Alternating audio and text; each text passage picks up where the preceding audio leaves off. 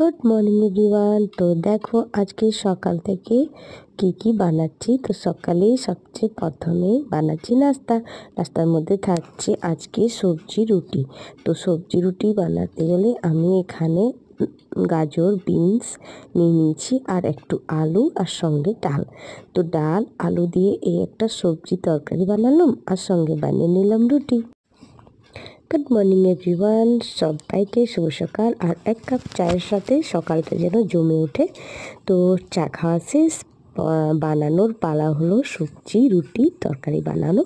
তো আজকে বানাচ্ছি বিনস আলু গাজর দিয়ে একটা তরকারি না আসলে ডাল, আর সঙ্গে দেব ডিম দিয়ে তাড়কা লাগিয়ে দেবো। তো জাস্ট খেতে অসাধারণ লাগে। আমি আজকে এটা বানালাম আর সঙ্গে ছিল গরম গরম রুটি।